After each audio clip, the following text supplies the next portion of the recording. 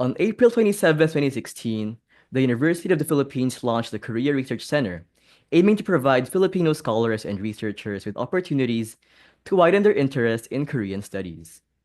The center hopes to be a venue for students and professionals to produce meaningful comparative research and to promote collaborative partnerships among Korean and Philippine institutions.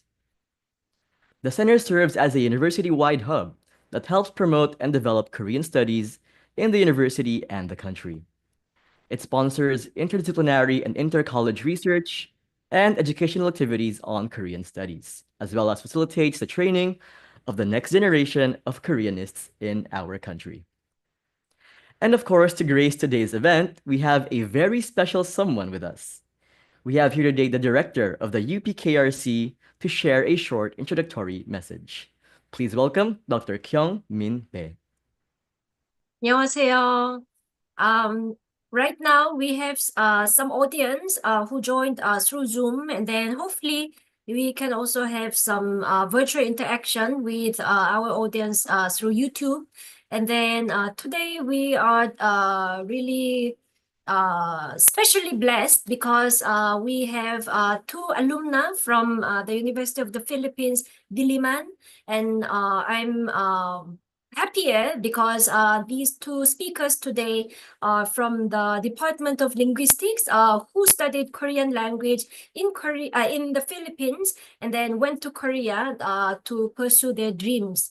And then we also have just now we met Kobe, who's also sharing his experiences using Korean language and then working experiences with Koreans and then Korean company environment. So hopefully we can learn how to plan to study business or business related studies, and then the future can be prepared for different dreams of young Filipinos. So let us enjoy and let us meet our two awesome speakers later. 감사합니다. 네, 감사합니다, 선생님. All right, thank you so much, 배 선생님, for your opening remarks. We are very excited to get right on to the talk, especially hearing the background of our guest speakers. But before we move on, we would like to remind our viewers of some house rules. First, you may send your questions and comments to our panelists throughout the event in the chat box. The questions and comments will then be read during the open forum and will be addressed by our guest speakers. We are also reminded that the whole forum is a safe space and thus will not tolerate any form of bullying and trolling, academic or otherwise. The organizer reserves the right to remove those who will create any disruption in any part of the program. We'd also like to inform you that this event will be recorded and uploaded to the official UPKRC YouTube channel. So I hope that is clear with everyone, and if there are no violent reactions, let's head right off to our main event. Today we have two talented speakers. Hello, Miss Chiara, Miss Ellyn. So I can see your beautiful faces. Yes, hello. And while we are at it, could you shortly introduce yourself to our viewers? Perhaps starting with Miss Chiara. Hi everyone, I am Chiara Perez. So I am a Department of Linguistics alumna and I studied MBA in Sungkyungkwan University in Korea. That's it for me. All right, thank you, Miss Chiara. How about you, Miss Ellyn? Could you shortly introduce yourself? Hey. 안녕하세요. Hi everyone. My name is Ellyn. I'm also a linguistics alumna and I graduated in Ewha Women's University. Nice to meet you all. All right, nice to meet you too, Miss Ellyn and Miss Chiara. So I am sure everyone, including myself, is excited to hear their stories. But first of all, let us hear from Chiara and Ellyn individually so that they could share their journeys in some photos as well. So take the stage, Chiara and Ellyn.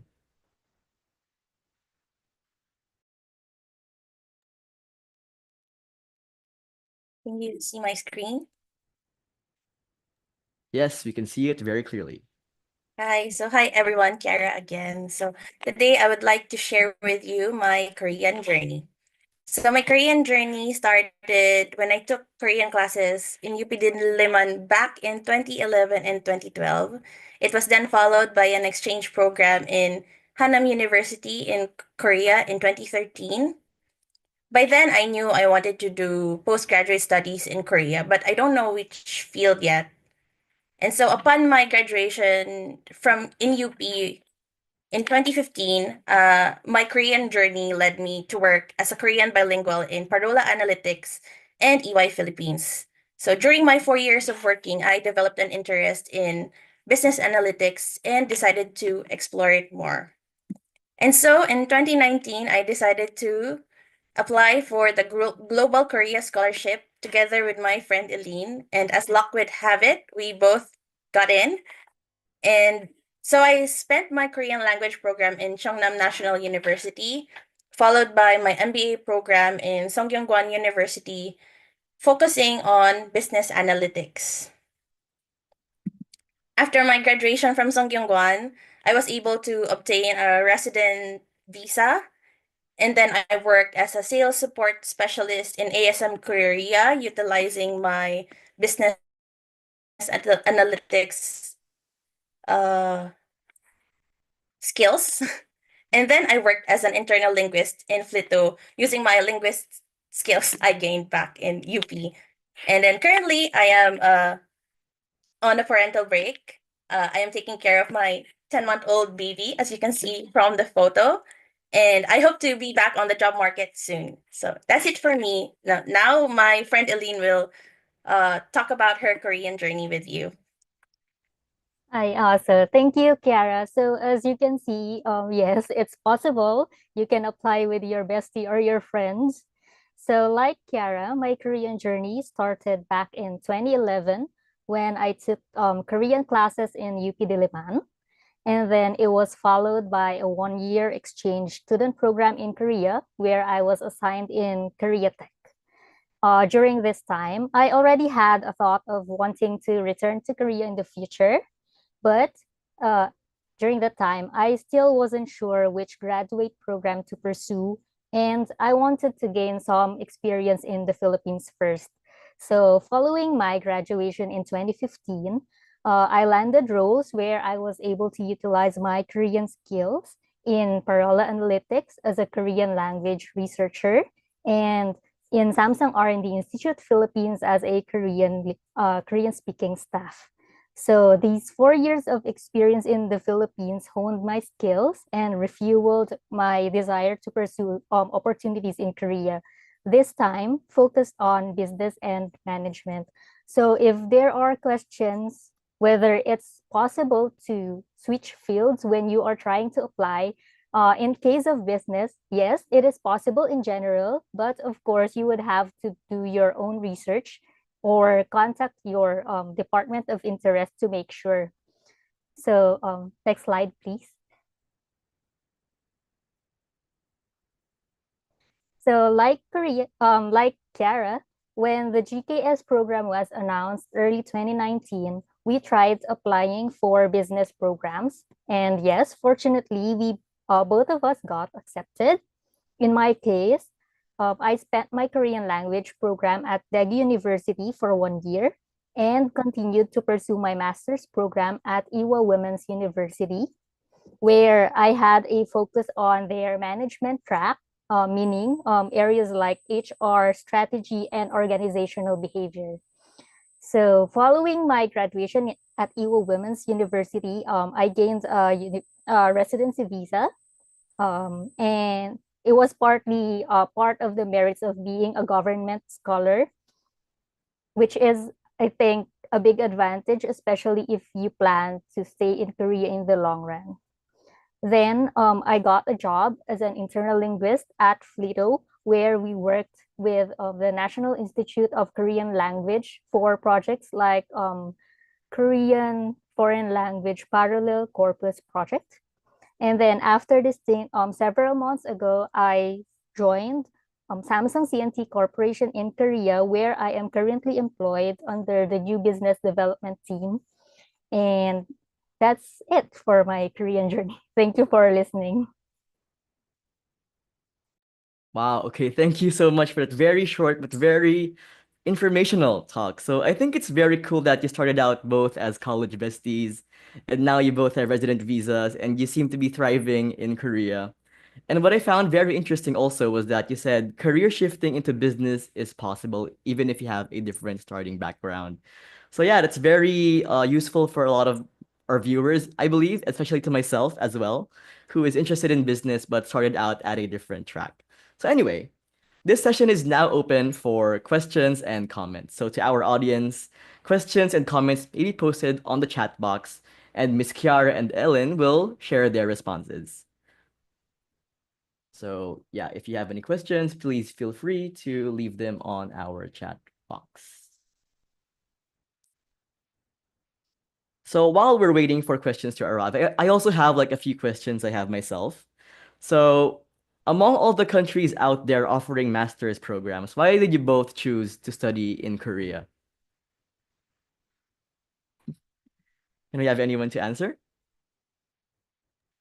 Well, for me, I was always interested in Korean culture. As you see, we studied Korean language and then we even went for an exchange program. So I felt like uh even my experiences as a Korean bilingual, I think it was wise for me to go to Korea given my Korean background. And yeah, so I think also when I was doing when I was applying jobs back in the Philippines, my Korean background really helped a lot, and I see I see it as a strength. So yeah. All right, thank you, Miss Chiara. How about you, Miss Ellyn? It's pretty much the same. And back then, as a linguistic student, I think many would find Korean language is fascinating Very. from the way you see Hangul was created. So I think it started with, say, fascination with Korean culture and Korean language in general. And when I experienced the exchange program, I had a thought that with this experience, I could build maybe a part of my career and this Korean language as part of my skills, which helped a lot, in my Wow. opinion. Yes. Yeah. Okay, I got that. Thank you so much, Chiara and Ellyn, for your answer. So we got our first question just now. So good afternoon. Did they encounter and did both of you encounter difficulties during your journey from the Philippines to Korea?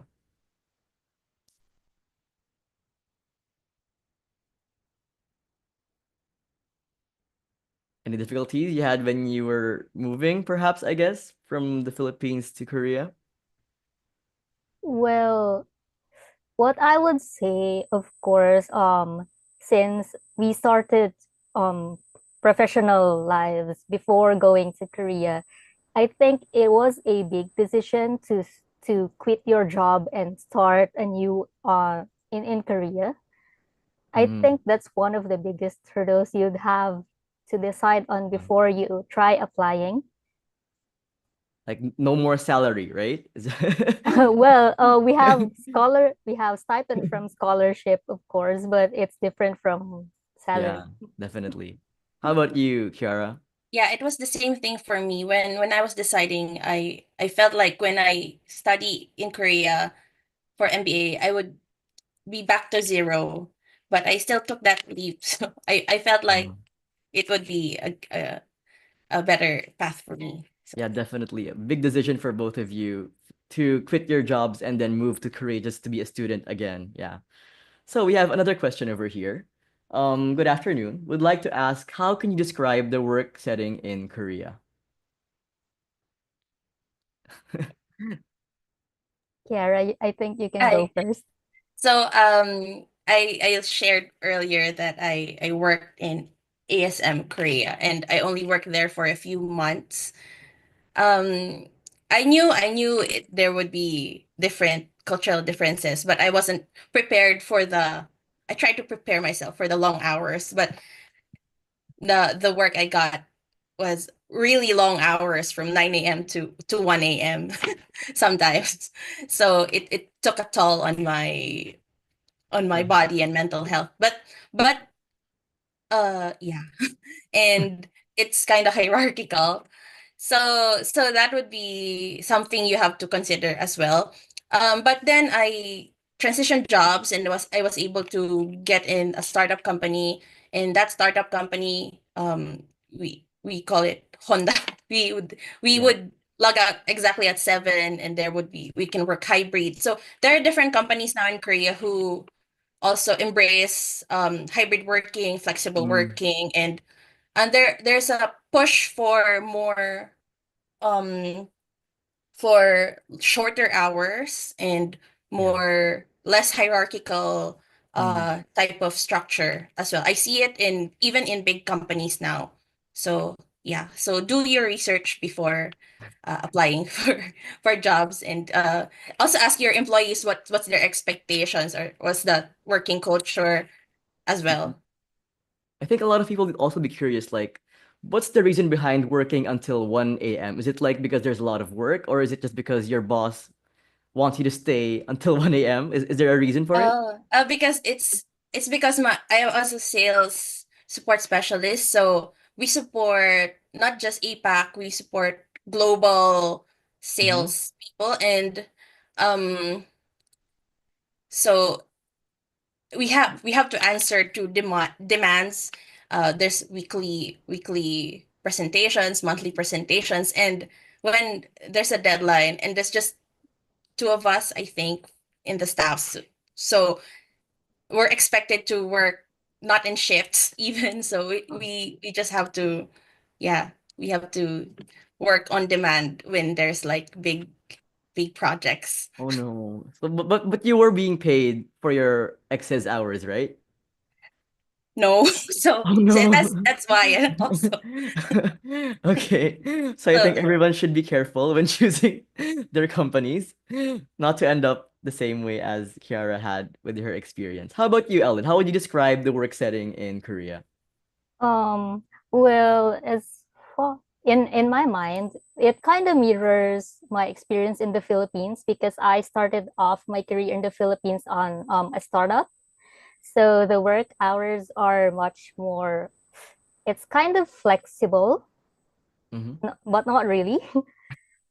It's semi-flexible, and on startups, well, we had a hybrid work setup and we don't do overtime mostly. When I transitioned to a big corporation, Samsung CNT, well, it's of course different from my previous job because for one, it's a whole office setting. Mm. So I log in every day, and the hours are much earlier. My work hours start from 8, but usually it's different between Korean companies. Some start at 9, but Mm-hmm. mine start at 8. But we have a semi-flexible working hour arrangement. But you So, also do a lot of like overtime work for your for your Samsung job, or is it more tamed? oh, well, what I can say is that I don't stay until 1 a.m. for 12, one. 12, 12 a.m. No, no. No, Um, okay. while my role can be demanding since it's on the field of new business development where we do negotiations with counterparts from different countries, it's not pretty much that demanding in terms of working hours. I can stay late, but since my working hours start earlier, well, I can pretty much log out earlier. Earlier. Okay, And that's yeah, early. since if there are deadlines or urgent matters that really have to be done urgently, then I experience working on a weekend, but it's not very frequent. So it really depends on your role and the company you're in. All right. Thank you so much for that, Ellen. I have a follow-up question, but I think we have a lot of questions waiting. So we'll go with the questions first, since there's a lot of people curious about your experiences. So let's move on to the question from Jeronico. 안녕하세요. What is the educational requirement and experience requirement for an MBA program in South Korea? And of course, in a scholarship as well. Could you explain to us what you know for the requirements for education and experience?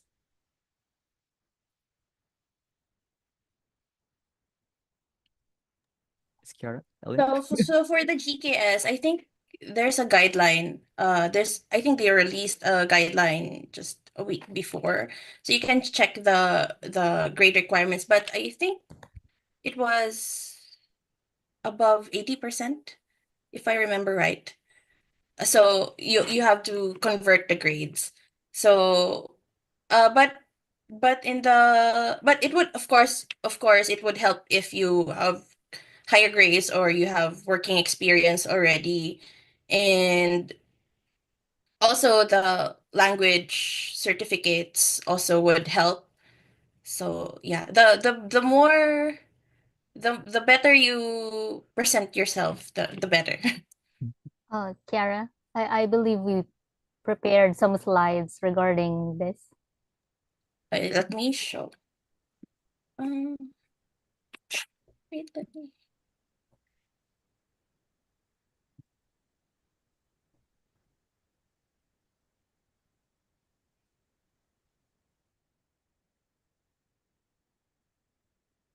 See it. I don't think so. So for the documents we prepared.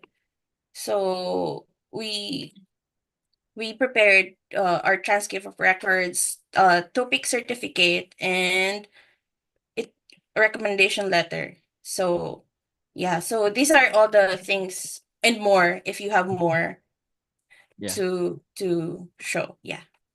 And just a disclaimer, we submitted the topic certificate because we had it at the moment, but it isn't really a required document to submit. So if you don't have a topic certificate, you don't have to submit it. In the GKS program, a one year Korean language program is included. So you don't really have to worry a lot if you think you cannot apply without having Korean skills. You can start from zero, but of course, it would help if you would try to study in advance before this program. That's all. Yes, and also just to add, because I think the GKS requirements like changed last year. So starting last year, the TOPIK score is actually more of a plus point. So if you submit a good TOPIK score, there will be an equivalent rating, and that will be added to your initial like document rating, and that'll decide whether or not you will pass the next stage or not. So yeah, it's not required, but then again, it will help you if you do have a TOPIK certificate starting last year, and I believe this year as well. Yeah.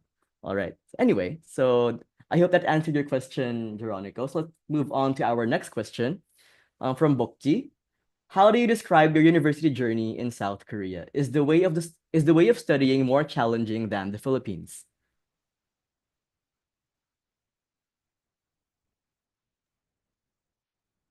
Well, from my experience, it's more challenging in UP. So I think it wasn't really well for my MBA program. There's a lot of other students from other universities, and while it was challenging, it we were there's a lot of support to that we got. And for me I felt it's harder to study in UP. So if you're in UP, so have more confidence in yourself. Thank you for that, Chiara. We'll take note of that. How about you, Ellen? How would you describe your experience studying in Korea?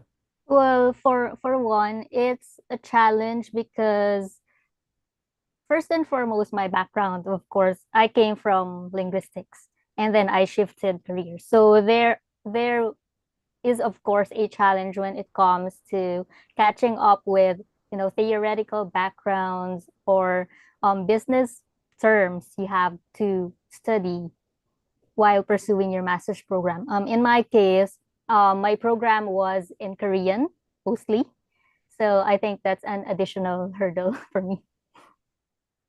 Okay, so just to clarify, for Ellen, you had your program entirely in Korean, and Chiara, you had your program in English. Is that right? Yes, Yes. yes. Wow. It was a global business school. Yeah. Global Business School. Oh, that's why it was in English. Okay, okay, got that. So I think for Ellen that required a higher fluency in Korean. So for those interested in Ellen's program, I think studying Korean ahead will be very useful for your study. So let's move on to our next question from, I think, Fatima. Fatimanim. All right. Hello, I have questions. What is the difference of working in the Philippines and South Korea?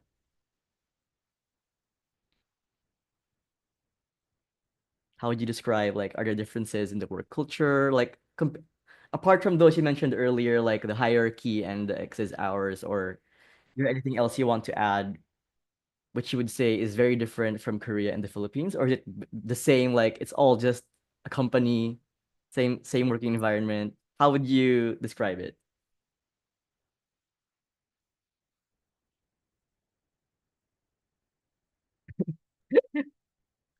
Well, I think when I was working in the Philippines,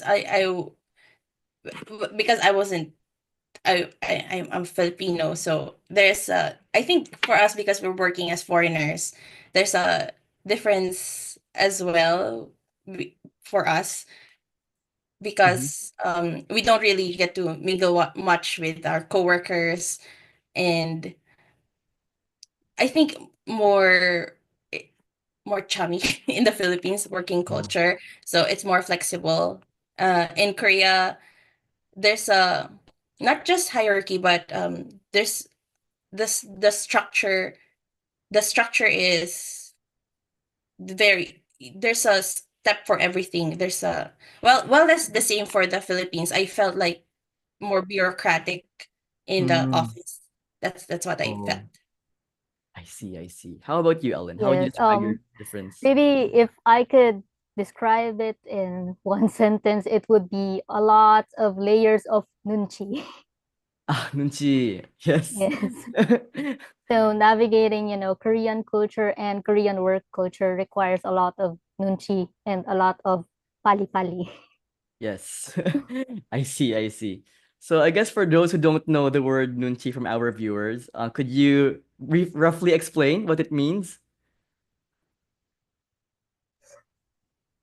OMG. Roughly, like just a vague idea. I know it can't be translated. It's a difficult word. How do I describe it? More explain it simply in English terms, it's more like sensitivity on your environment.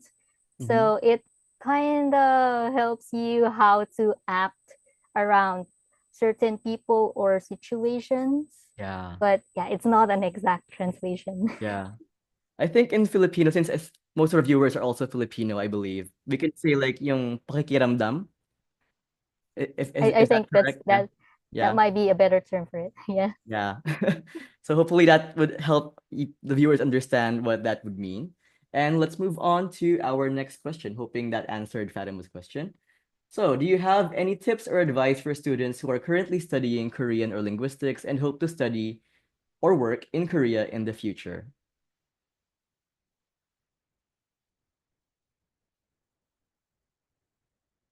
Any tips?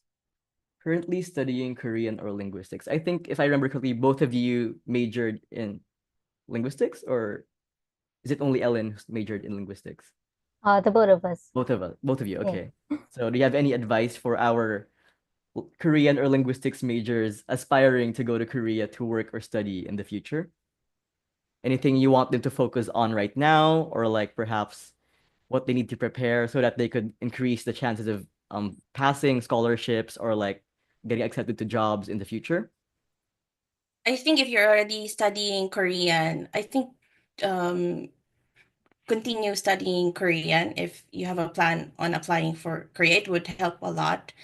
And also think about what you want to do now or research do do research already on the kind of program or the kind of program you want to uh, go into. Like for example, do you want to work, for example, if MBA, do you want to do just go to industry and work, or do you have plans of doing PhD or doing research or going to the academe? So think of what's the best program for you if you want to do that.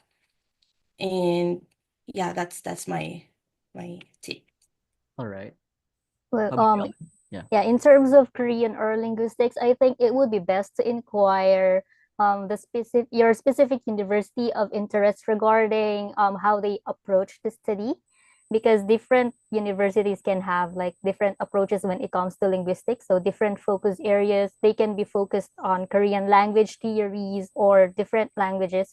So if you're interested to pursue Korean or linguistic studies, in that case, it would be best to contact your department of interest so that you can have like a much better view of what you could expect in the specific program you are applying for.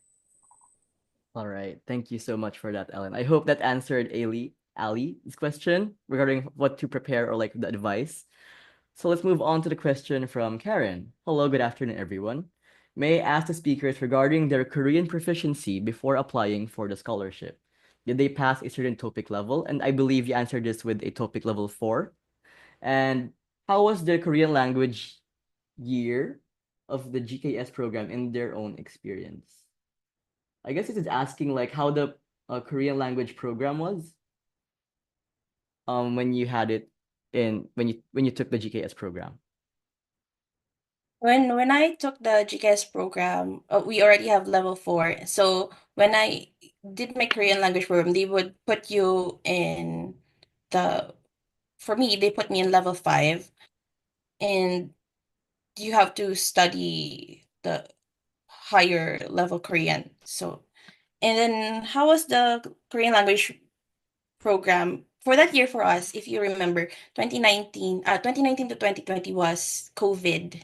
So, so a lot of the Korean classes for us was online. So, but No. now I think, of course, there's no more COVID. You would enjoy your your Korean language program more. And yeah, so Just a follow-up question on that. I heard from someone like when you take the Korean language program, you also do like cultural activities and immersion.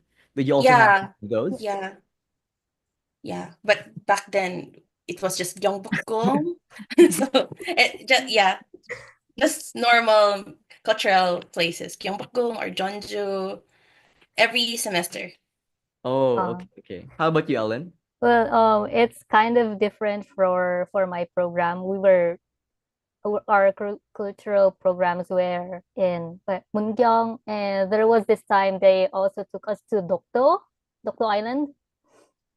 So it kind of depends on the school where you are in.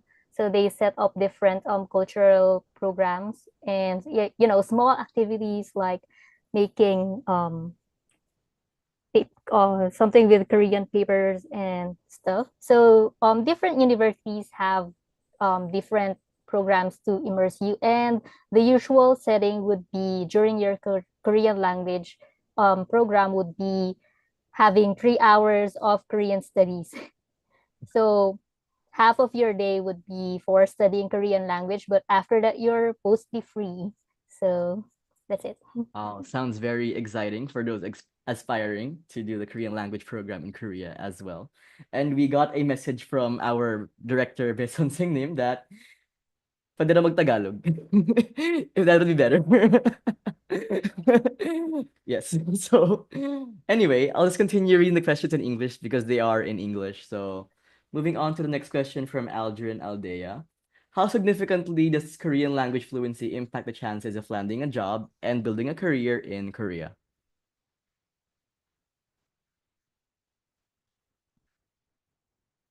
I think Aldrin knows the answer to this question because he's also a GKS scholar. So, but it would help. It would really help a lot. Some when you look at the job posts, there are some companies put Korean language requirements. So like TOPIK 5 above, TOPIK 4 above. So if you have TOPIK certificate, it would your your choices of jobs would be much more. Yes. How about you, Ellen? Yeah, I think while it's not impossible, to land a job without a Korean proficiency in Korea, because, it can depend on the role. some roles would demand Korean language proficiency, and some wouldn't necessarily demand a high proficiency.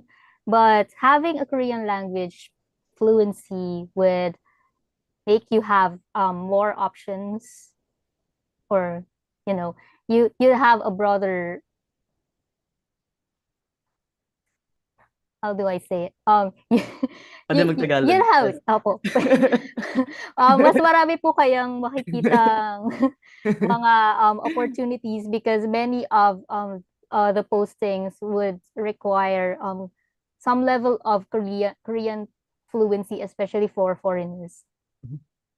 Okay. So yeah, so I think definitely learning Korean first would be very useful, and of course, having a higher level would mean you'd get more options for your future jobs.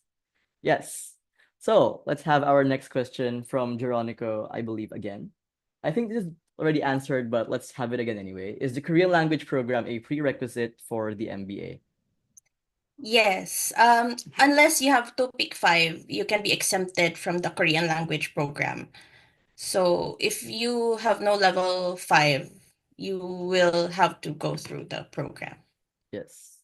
And I believe you can also mention here, I believe you also need to pass a certain level before you move on to Yeah, the so actual program. after the Korean language program, for my time, I'm not sure if the guidelines changed. You're required to pass level 3 as a minimum, so you can move on to the program, to the master's program. If not, you have to stay and study more.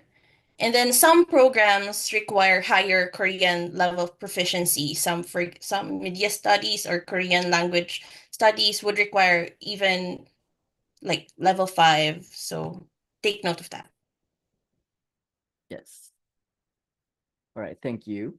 I also have a personal question I had prepared myself. So, what kind of skills do you think aspiring business majors would need to perform well in the program?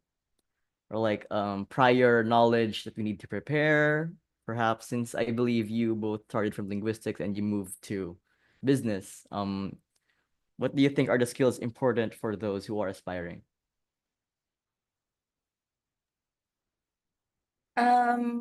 I think it really depends on your MBA program, but a good Excel knowledge would help because you would use a So, lot of Excel in accounting or finance and A lot I of think Excel and a lot of presentation skills. presentation skills presentation. prepare for presenting a lot and there's a lot of group works also and of course case studies so you can familiarize with yourself with how with business cases. So Did you guys have to do like a thesis for your MBA, or did you just finish all the classes and graduate? I didn't, but Ellyn did. So how do you describe your thesis experience, Ellyn? Well, first and foremost, it depends on your advisor, but I asked my advisor for me to write my thesis in English, since I would better, express myself with English rather than writing a thesis in Korean. And my topic was catered towards Filipinos. Like my data came from Filipinos, so writing my thesis in English was the better option. Oh, definitely. But did you have any challenges writing your thesis, or was it as easy as graduating from UP? Well, writing a thesis is always challenging. During my time, the biggest challenge might have been because of COVID. I had limited access, to people, and how to contact people during the time of COVID. And I couldn't easily, go back to the Philippines and gather my data. So that was one of the challenges I had. I mean, aside from writing the thesis itself. Okay, sounds difficult. Wait, so did both of you finish your degree during the COVID period, like entirely during COVID? You did not have face-to-face classes during your GKS program? We had, but then there was another, when there's an outbreak, they would turn it into a hybrid setting. But when there's less cases, we can go back to class for my Yeah. school. It was the same for me. Most of my classes had the hybrid setup. So it depends if, say, there was an instance or a case discovered on a building, or, we had to take COVID tests every semester just to make sure No. we don't have outbreaks in the university. So, Oh, your nose must hurt from all the yes. swab tests. All right, we have a new question from Ella Pardo. Are you allowed to have a part-time job while taking an MBA? There's also guidelines for the part-time job, but they would allow, there's a limited time. They would only allow during vacation, or if it's connected to what you're studying. For me, I was a research assistant. I worked as a research assistant while I was doing MBA for my professor. So that's one option. But if you're gonna work, for example, a restaurant, you would need, I don't know if it's gonna be possible. You would need a permission before you apply for any part-time job. Oh, I see, I see. So, but did the schedule fit your classes, or did you have to like stretch yourself to do both your part-time job and attend all your classes and homeworks? Mm, because I was just a research assistant, so my professors would are flexible with my schedule as well.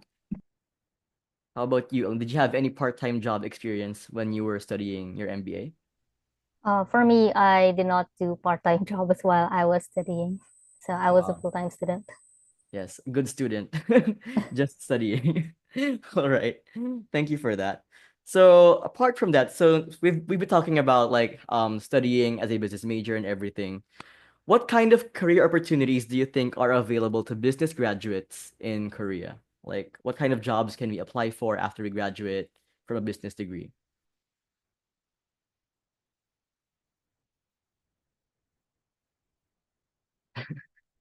Me first. Uh, so there were a lot of jobs now for foreigners. There's even platforms dedicated to foreigners looking for jobs, and even Samsung, where Ellyn is working, they were looking for a lot of foreigners, and then a lot of startups are looking for foreigners as well. So um there's options for you if you want to get a job in Korea. It's not impossible. Yeah. And I think it would help, like, the more it matches your specialization, say in business, you could choose what specialization you would want to go to. Say, for example, Chiara went to the business analytics track, and then for me, I went to the general management track. So it kind of depends what specialty you've chosen.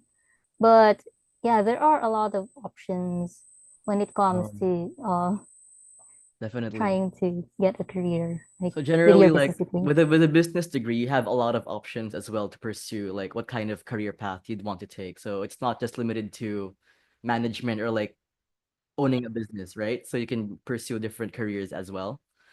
All right. So we have a question from our director, something new. So I also have students who are interested in studying business in Korea that is quite different from their initial college degree. Aside from learning the language, what do you advise them to try out during college days, like an internship or anything?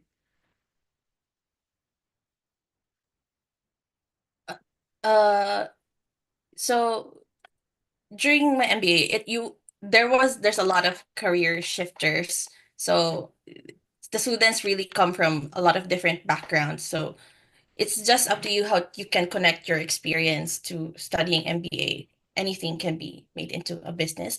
But if you want to do a career shift, and internship would be really helpful.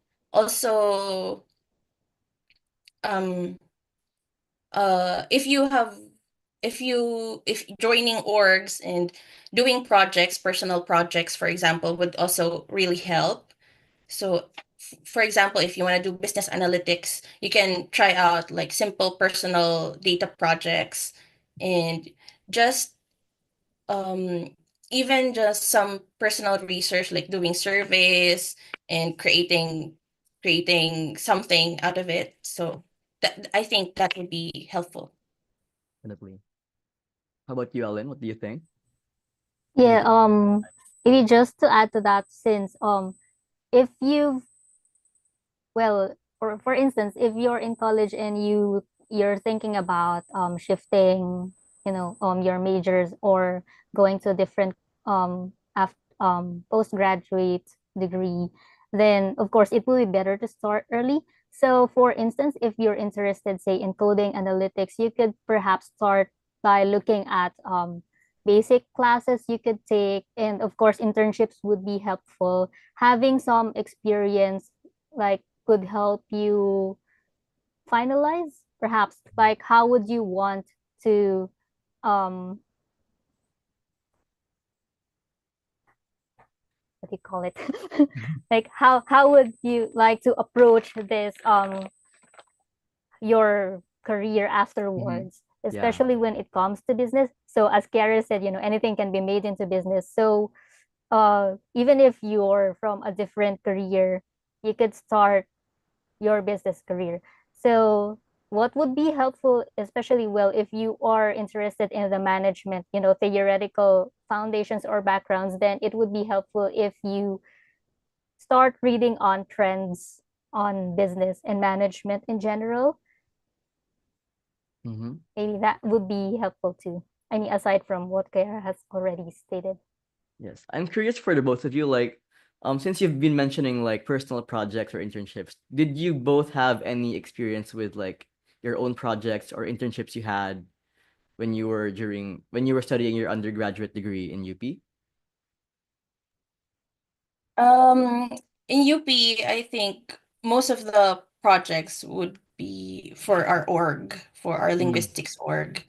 So, but then since we started out as professionals, we already had some professional experience to present. Mm-hmm. Yes, I think that's the biggest difference, because in my in my case and in Kiara's case, we had our experience, professional careers before starting on our business journey. So, Mm-hmm. but you can start earlier than us if you want to pursue your graduate studies earlier. Definitely. Yeah, it's definitely the It's earlier definitely, the better. yeah, the Earlier the earlier the better. better. Yes. Okay. So we have another question from our favorite director. Do people like you rely on job hunter or agencies, or do you go ahead with your own job seeking?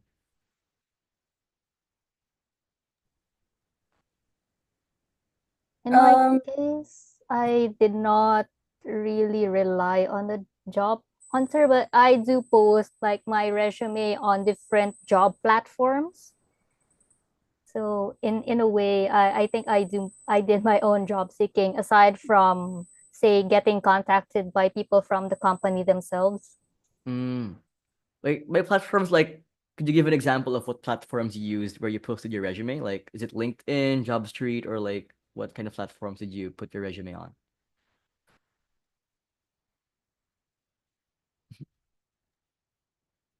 for me, I put in LinkedIn. For Korean platforms, there's Cowork, there's Click for Job Korea, and then there's also People and Job and Saramin, they yeah, Saramin. they have their So, they also have their own, platforms. And but platforms like Cowork or Click are more tailored towards foreigners who are trying to get jobs in Korea. So you could check Mm, that out as well. yeah, but for me, most successful was I think LinkedIn. LinkedIn. I Okay. think, yeah, it was the same for me. Oh, so you both got contacted from posting on LinkedIn? Is that right? Wow. Okay. On the topic of job hunting, how would you describe your job hunting experience in Korea? Like, how were the interviews? Did you have like any funny episodes you experienced? Like, because I said this wrong in Koreans, this happened, or like any of those stories you want to share with the audience? So, job hunting in Korea is of course challenging as a foreigner. Um, there few people would get back to you, you would email them and you would receive no answer, or you would fail an interview. I think the worst interview for me was they wanted me to do um forecasting modeling for in just 1 hour given limited data. So I don't know how I can create an Excel a financial model in 1 hour for that company in one in just 1 hour. So yeah, I safe to say I failed that interview. And but for my successful interviews, I think it was okay. I had interviews done in English and also interviews done in Korean. There's also online interview. There's also personal interview.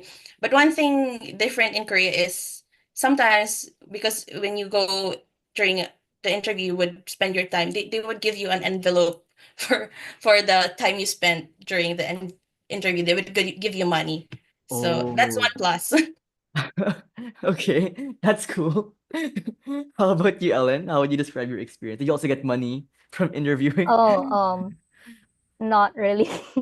In my case, my last interview was online, and it was a mix of English and Korean. So there, it depends on what the role is asking of you, but mostly you would need English and Korean. So in my case, yeah, of course, as Kara said, job hunting here in Korea as a foreigner is not that easy. So you really would have to tailor, always update your resume. And, they usually have this requirement where you have to write a self-introduction or an essay when you submit your files when you apply to a certain company. So you always have to tailor your resume and your essay to that company. And of course, it's not easy, but when you get to interviews, of course, you would always be nervous about speaking Korean or even in English, but you just always have to think about like how you've done a good job so far. And yeah, Yeah. have more confidence in yourself On than your that note, is your resume and like your letter in Korean as well, or was that in English? I have both versions. Both versions. Okay. So whenever you apply for a new job, you would make a Korean and an English version together all the time. I have like a resume, a general resume, which is in English and in Korean. And usually when companies have post a job application, part of their requirement would be for you to write, as I said, a self-introduction. And usually it's in Korean. So when you write it and you tailor it towards that company, it's usually in Korean. Oh, okay, okay. Got that. I hope the viewers are taking notes for this one. Whenever you want to apply for a job in Korean, you would need both an English and Korean resume. All right, so let's go back a bit to like the life in Korea, like when you were a student. So what were some challenges you personally encountered when you first moved to Korea? Like, was there like a language issue? Or I don't know, you had trouble adjusting culturally or like had trouble ordering, eating alone? Any episodes you want to share with the viewers?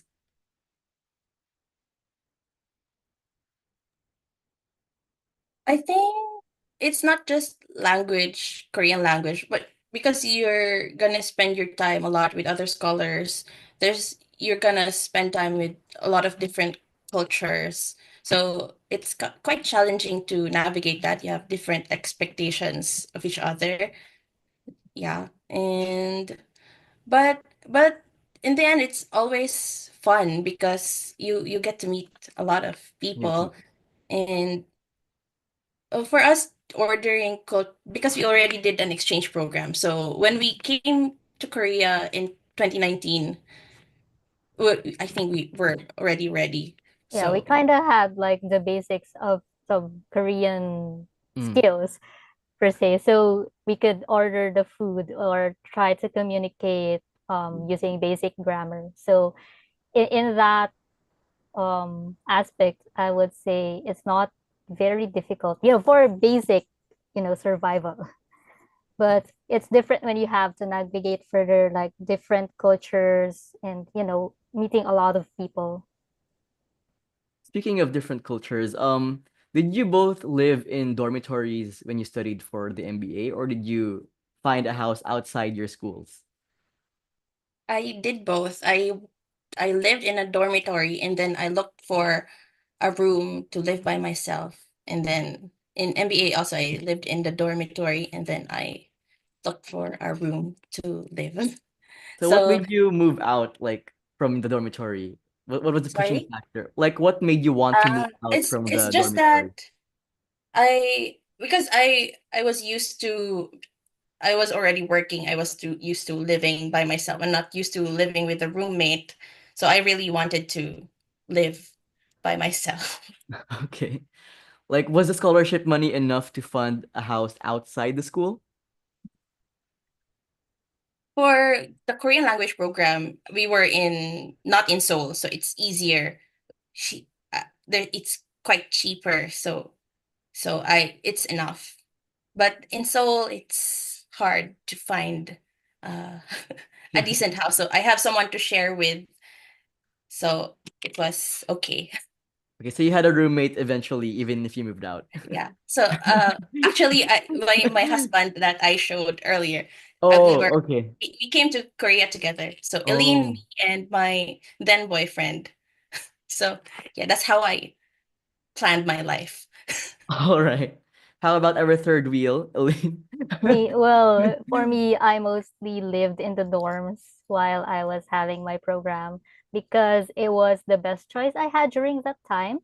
For one, my school, Ewha, was offering discounts on dormitories for scholars like me. And since it was COVID, I was given an individual room. So it was the best choice for me that time. Wow. Good. Very good luck for you, Ellyn. You had a solar room. Okay, I think it's interesting to know that it's possible to get a solo room in the dorm. So it all depends on luck, I guess.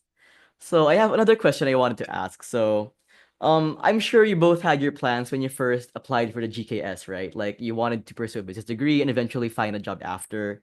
So, would you say you were able to fulfill your plans initially, or did you go to a different path from what you had originally planned? Was that clear? Like, were you able to follow what you wanted to do when you first applied? Or are you now doing something else from what you initially wanted to do? When I first applied, I intended to go back after my studies in Korea and apply for other jobs, but it yeah got we were given an opportunity to get the resident visa, so my plan to go back was postponed. Canceled. Postponed. Okay, not canceled. Okay. How about you, Ellen? Were you able Well, to go according to plan or for me, it was actually kind of the same with Chiara. I thought of coming back to the Philippines since I might have a career to go back to in the Philippines, but I delayed it since I got the opportunity to get the residency visa.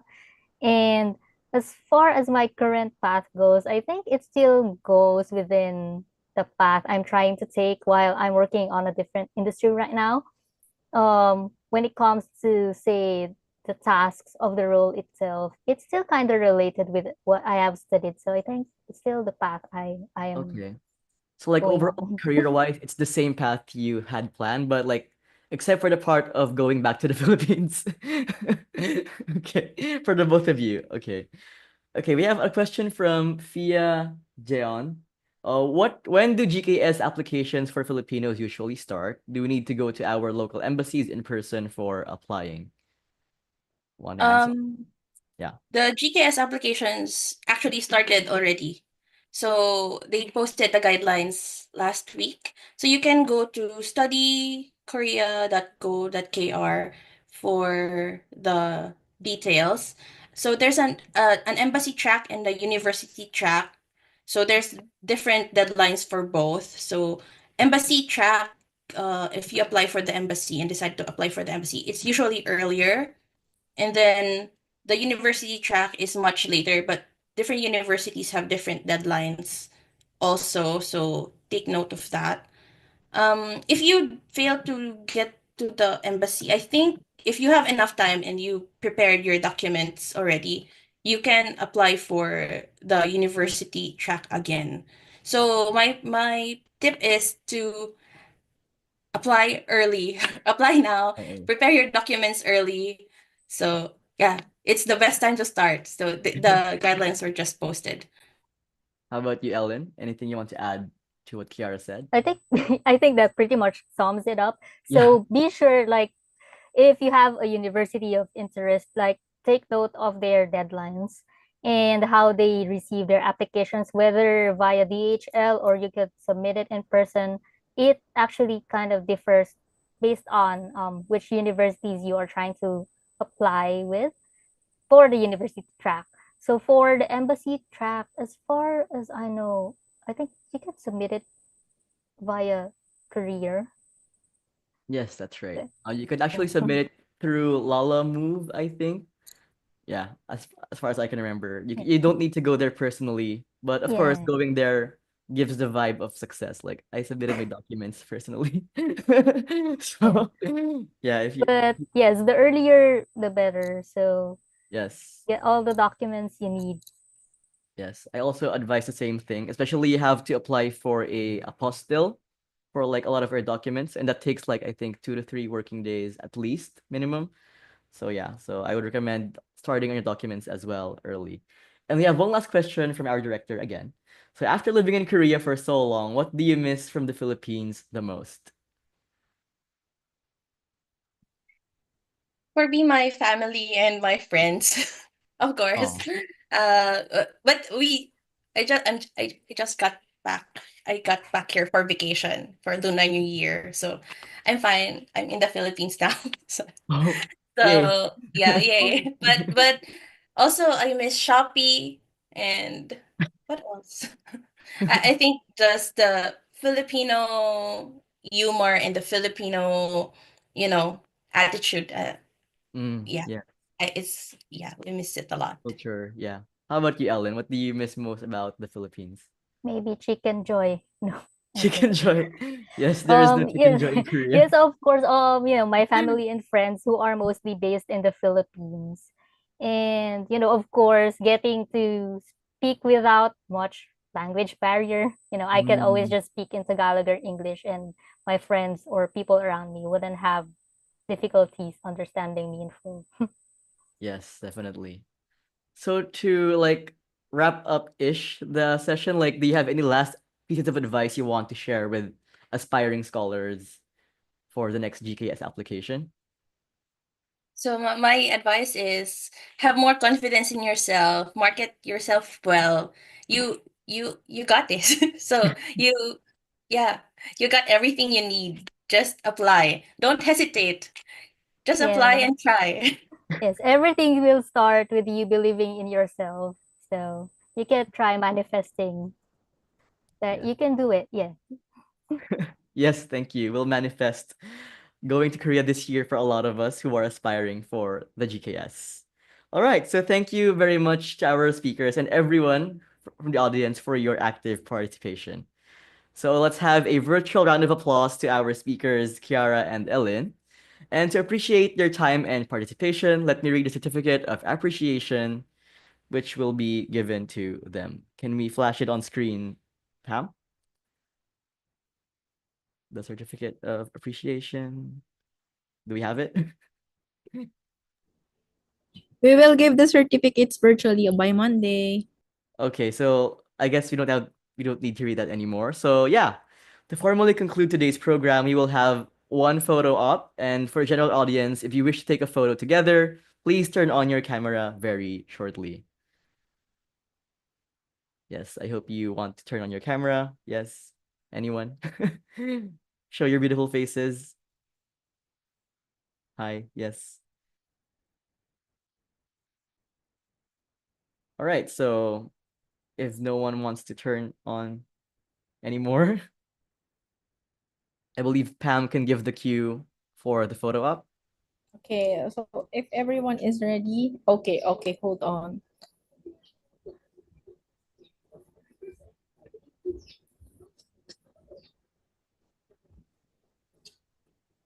Okay. Okay, na, dul, set. Okay, one more.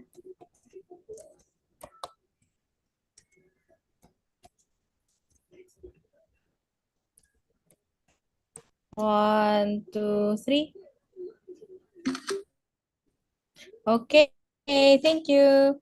All right, thank you again, 감사합니다. everyone. Yes, thank you, everyone. So once again, thank you to everyone who joined us today. 감사합니다 and maraming salamat po. Bye. Bye. Thank you. Thank you. 고마워요.